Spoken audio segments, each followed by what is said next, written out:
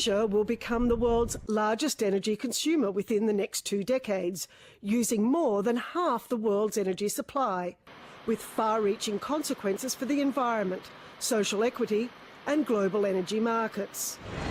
Conventional energy supplies in Asia are insufficient to support this pace of growth, says the theme chapter of the Asian Development Bank's annual report, Asian Development Outlook 2013.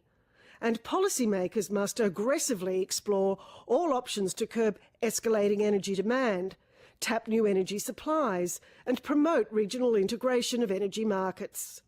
There is no single magic bullet to solve these problems. It requires Asian policymakers to be more creative and have a more strong political will to address sensitive issues such as reducing fuel subsidy and enhancing safety of nuclear power. Electricity in Asia is often a middle-class luxury, and while demand grows, vast numbers of the Asia-Pacific's poorest citizens still live without electricity, often relying instead on traditional biomass fuels, bad for the environment and bad for health.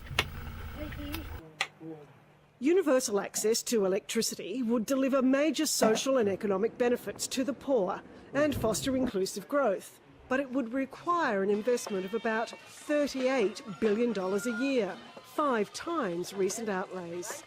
The report underlines that renewable energy can bridge the energy gap, and urban planning, clean transport and fuel switching can radically reduce demand, creating an environmentally sustainable way of powering Asia's growing urbanisation.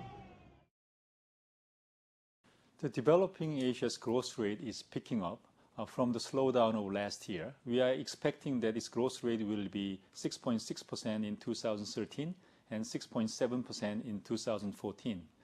Inflation rate is contained, but in the midst of the very loose monetary policy from advanced economies, and as many developing Asias are now producing near its potential, we are expecting that the inflation pressures are building up, and the inflation rate will be 4.0% in 2013 and 4.2% in 2014. Definitely China. China's recovery is forming from 7.8% growth of the last year to 8.2% in 2013 and 8.0% in 2014. ASEAN economies also show quite remarkably the resilient economic performance. Its growth rate is expected to be mid 5% in the next 2 years, and we are expecting their strong performance will continue in anticipation of the 2015 ASEAN Economic Community integration. This time, the downside risk is more political.